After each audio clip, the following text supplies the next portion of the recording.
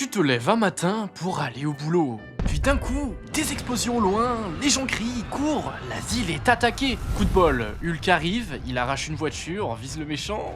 Sauf que non, cette dernière atterrit sur toi. T'es mort. Le MCU nous a montré à de nombreuses reprises que ce n'est pas forcément l'endroit idéal où vivre. Les dégâts collatéraux, ou encore le blip, l'event qui a exterminé la moitié de la vie dans l'univers pendant 5 ans. Vivre ici, c'est jouer sa survie à pile ou face. Et ça me fait penser à cette carte qui m'a donné l'idée de cette vidéo. Elle montre le pourcentage de chances de naître sur chaque continent de notre planète. Imaginez maintenant la même chose avec des univers cinématographiques. Ce serait quoi le plus horrible? Les faux univers safe.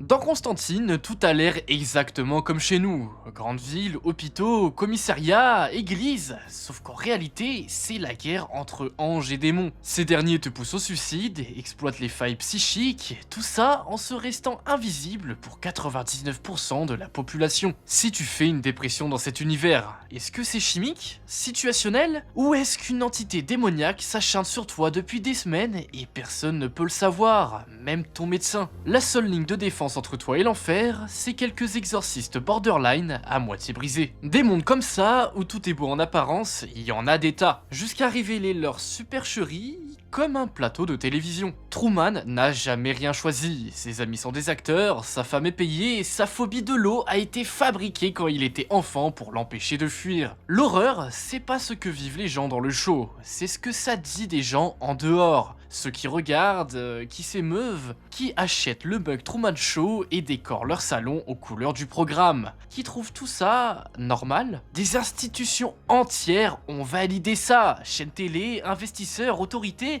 enfermer un être humain depuis sa naissance dans une prison télévisuelle, une majorité de gens ont applaudi. Alors oui, statistiquement, c'est quand même hardcore de devenir le prochain bébé star de la télé-réalité. Mais imaginons que c'est quand même toi. En soi, la vie est belle, n'est-ce pas? Certes, tout est faux, mais tu as quand même une famille, une femme, des amis, un boulot, de quoi vivre, sauf si le réalisateur en décide autrement. Le plus terrifiant ici, ce n'est pas de mourir, c'est d'être contrôlé par quelqu'un d'autre, de ne pas avoir le droit à ta liberté, et quand le jour arrive où tu découvres la vérité, le choc peut être brutal. Quand l'État est le vrai monstre.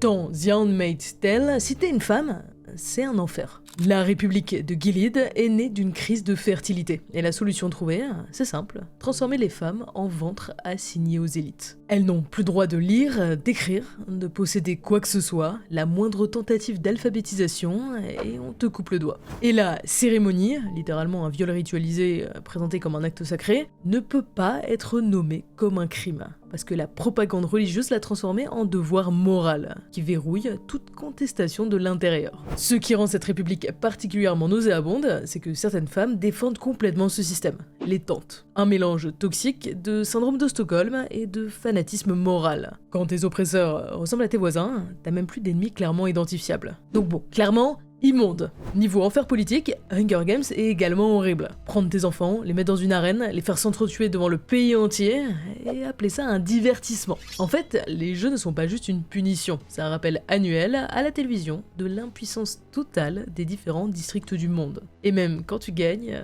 c'est pas fini. Les vainqueurs restent brisés, retraumatisés à chaque nouvelle édition, recyclés en pions de propagande ou prostituées de luxe, selon les besoins du régime. Donc bon, soit t'as un peu de chance, tu nais dans un district riche qui gagne souvent les jeux, et là, disons, ça va. Mais si comme Katniss, tu nais dans un district pauvre, comme le 12, la vie c'est la faim, le travail épuisant, les pacificateurs armés à chaque coin de rue, et là, t'es finito. Donc c'est un peu au petit bonheur à la chance. Et puis t'as Black Mirror. Surtout cet épisode, chute les bas. Chaque interaction humaine est notée de 1 à 5 étoiles. Ta moyenne détermine ton appart, ton boulot, ta capacité à monter dans un avion. Résultat, tout le monde sourit en permanence, tout le monde est gentil en permanence. Sauf que personne n'est réel. C'est un monde absolument hypocrite.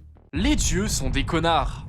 Dans The Boys, les super-héros existent et c'est une catastrophe. Pas parce qu'ils sont mauvais au sens classique du terme, enfin quoique, mais parce qu'ils sont des produits. Voight les gère comme des stars de cinéma et tout ce qui va avec. Merchandising, films, campagne patriotique, et ils monétisent absolument tout, y compris leur sauvetage. Plus il y a de la violence, plus Vought gagne. Alors parfois, il faut bien fabriquer le crime, ou le laisser prospérer, pour justifier la présence de ces héros, ou pour simplement booster les vues. En tant que civil, chaque super-héros est une bombe ambulante super puissante, souvent narcissique, avec un complexe de dieu réel, et quasi aucune responsabilité pénale. Quand un sauvetage tourne mal, la version officielle est réécrite, les morts deviennent des chiffres dans une campagne de com patriotique. Et le pire, c'est que même les supers sont piégés, ils doivent leur statut au composé V, c'est une sorte de drogue industrielle, donc leur puissance n'est pas naturelle, elle est fabriquée, et ça nourrit leur parano, ce besoin de dominer, car au fond, s'ils dérapent, ils peuvent redevenir personne. Vought les discrédite et les remplace, comme quand on vire une star de télé-réalité trop encombrante. Résultat, tes dieux portent des capes et signent des contrats de pub,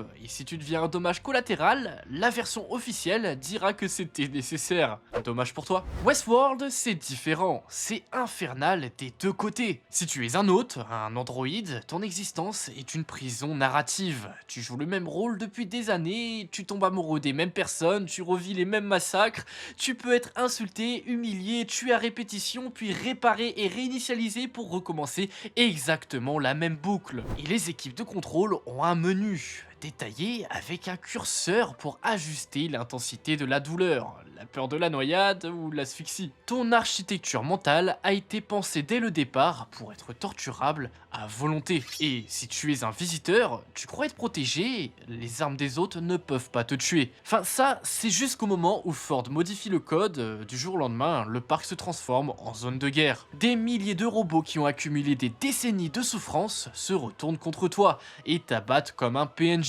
Donc c'est clairement infernal d'être un hôte, c'est vrai.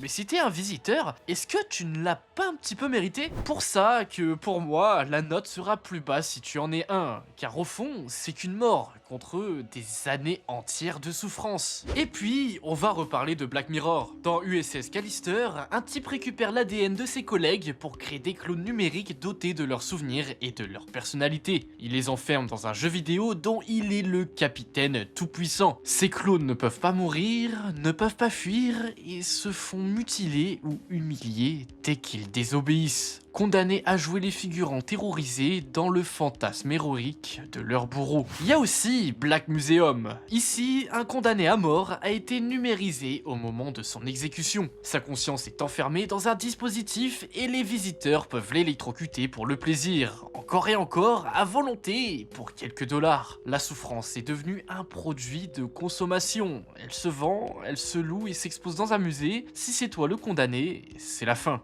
Mourir vite ou survivre longtemps en enfer. Commençons par le plus rapide. Dans 28 jours plus tard, le virus de la fureur ne te transforme pas en zombie lent qui titube dans un couloir. Il te laisse vivant, juste entièrement possédé par une rage animale. Tu cours, tu hurles, tu infectes, jusqu'à l'épuisement ou jusqu'à ce qu'on t'abatte. Et la contamination, quelques gouttes de sang dans un œil, une bouche ouverte au mauvais moment. Ce qui rend cet univers particulièrement cruel, c'est la vitesse. La Grande-Bretagne entière a été ravagée en 4 semaines. Pas le temps d'organiser une résistance, pas le temps d'évacuer, pas le temps de comprendre ce qui se passe. Et une fois que c'est fait, aucun renfort, aucun plan global, l'île est coupée du monde. Tu es seul avec les infectés et les survivants armés qui ont décidé que les règles ne s'appliquaient plus. L'armée ne te protège pas, elle se transforme en bande de militaires détraqués qui utilisent les survivants comme monnaie sexuelle dans un pays vidé de loi. La civilisation n'a pas mis des années à s'effondrer, elle a pris 1 mois. Dans un mood plus lent, sinon, il y a The Last of Us. Et en soi, c'est pire. Le cordyceps ne te tue pas d'un coup, il te fait évoluer. D'abord, il y a les coureurs, le premier stade d'infection. Là, c'est encore presque des humains, difficile à repérer dans la panique des premiers jours. Puis les rôdeurs, on les voit plus facilement venir, la chair commence petit à petit à se décomposer. Ensuite, les claqueurs, aveugles, le visage explosé par le mycélium, qui te repère à l'écolocalisation. Faire du bruit, c'est mourir. Puis enfin, les colosses. Les couches de champignons qui recouvrent leur peau agissent comme une armure. Mais le détail vraiment horrible, c'est que certains affectés au stade de coureur gardent une parcelle de conscience, piégés dans un corps qui dévore malgré eux. Et les formes les plus anciennes ne sont plus des individus. Ce sont des extensions d'un réseau fongique qui transforme l'architecture elle-même en piège vivant. En dehors des infectés, les zones de quarantaine sont devenues des mini-dictatures militaires. Rationnement, surveillance, exécution publique, travail forcé, des bandes de chasseurs tentent des embuscades aux voyageurs, et presque tout le monde a arrêté de vraiment chercher un remède. Chaque faction gère son morceau de ruine, et l'horizon de retour à la normale n'existe plus. Chaque inconnu que tu croises peut être un sauveur ou le début de ton cauchemar. Et avec le temps, tu ne peux plus te permettre de ne pas savoir lequel. Je suis une légende, c'est clairement une autre torture. Pas de meute qui te pourchasse dans la rue, juste le silence. Robert Neville est le dernier humain à New York. Les infectés sortent la nuit, donc ses journées, c'est chasser des ressources, faire des expériences en labo, et ses nuits, c'est un siège permanent derrière des barricades, avec les cris des infectés dehors. L'isolement finit par le briser, il parle à des mannequins comme à de vraies personnes. Il s'invente une sociabilité pour ne pas perdre totalement la tête. Mais le twist vraiment dérangeant, c'est que les infectés ne sont pas juste des monstres. Ils s'organisent, ils planifient, ils tentent des pièges, ils se sacrifient pour protéger leur père. Ce sont eux qui ont reconstruit quelque chose finalement, une société, des liens, une peur commune. Robert, lui qui massacre les leurs en journée pour ses expériences, pour eux, il est la légende terrifiante de leur nouveau monde. Qui est le monstre exactement? The Walking Dead a compris quelque chose que les autres mettent du temps à admettre. Au bout d'un moment, les morts ne sont plus vraiment le problème. La vraie menace, ce sont les survivants. Les communautés fascistes, les opportunistes, les cannibales organisés comme Terminus, ou des gens qui ont eux-mêmes été torturés et dévorés, ont décidé de reproduire exactement ça, mais en plus efficace, avec une chaîne industrielle pour accueillir puis abattre les nouveaux venus. Leur logique, soit tu es le boucher, soit t'es le bétail. Et c'est peut-être ça le vrai enseignement de cette catégorie. Dans tous les univers, les infectés sont horribles, mais prévisibles. Ce sont les humains qui restent imprévisibles. Ce sont eux qui reproduisent les atrocités. Ce sont eux qui construisent des régimes de terreur sur les décombres. La souffrance ne mène pas à l'empathie, elle mène souvent à une détermination à être encore pire, afin de ne plus jamais être la proie. Quand le monde lui-même est ton ennemi.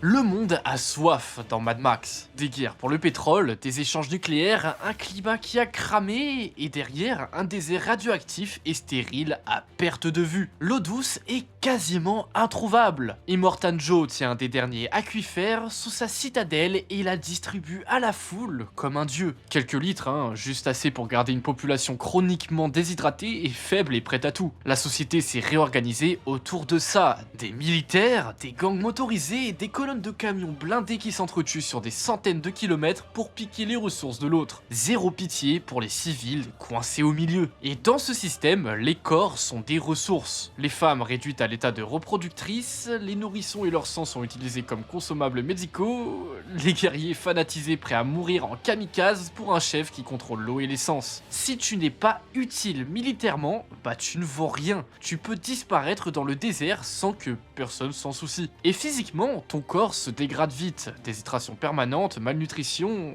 cancer et malformation à cause des radiations, la moindre fracture, la moindre infection, et tu es mort. Parce que oui, il n'y a ni hôpitaux, ni antibiotiques. Tu grandis dans un monde où la norme, c'est le bruit des moteurs, les hurlements, les crucifixions improvisées et les corps pendus aux véhicules comme trophées. Pendant que Snowpiercer, c'est l'exact inverse. Ici, le monde a gelé. Une expérience climatique ratée a transformé la Terre entière en congélateur. Toute vie à la surface est morte. Et la seule zone habitable restante, c'est un train, un tube d'acier de quelques centaines de mètres qui tourne en boucle depuis 17 ans. Ton monde entier, pour le reste de ta vie, c'est ça. Tu ne verras jamais un vrai ciel bleu, jamais un arbre, jamais une ville. Sortir quelques secondes dehors, c'est mourir gelé. Et le pire, c'est si tu nais dans les wagons de queue, entassé dans la crasse, sans aucune lumière naturelle, nourri de blocs de protéines fabriqués à partir d'insectes broyés. En gros, t'es du bétail. Et même la résistance est une illusion. Les révoltes dans les wagons de queue sont planifiées par Will Ford, le patron du train, en accord avec un leader de queue pour réguler la population. Tu crois te battre pour ta liberté, tu es en réalité un pion sacrifiable dans une mécanique de contrôle qui a assigné son quota de mort à l'avance. Être dans le dernier wagon, c'est la malchance absolue. Et maintenant, Terminator. le monde a brûlé et les machines ont pris le reste. Le jugement dernier a pulvérisé les grandes villes. Ce qui reste, un ciel couvert de cendres, des ruines radioactives, des terres stériles et Skynet qui patrouille les décombres avec une armée entière de chasseurs-tueurs. La faim, la soif et les maladies sont des menaces aussi grandes que les Terminators. L'humanité pourrait s'éteindre de maladies et d'expositions avant même que Skynet ait fini le travail. Et la symétrie est monstrueuse. Un humain a besoin d'années pour grandir et apprendre à se battre. Skynet produit un Terminator opérationnel en quelques heures et en série. Les machines n'ont pas besoin de sommeil, elles ne souffrent pas et elles n'ont pas de trauma. Toi, tu bricoles tes armes avec les restes des stocks militaires, tu subis l'irradiation, le stress permanent, la perte continue de tes proches et ta vie quotidienne, c'est celle d'un condamné qui attend soit une balle, soit un cancer, soit un effondrement de bunker. Les enfers éternels.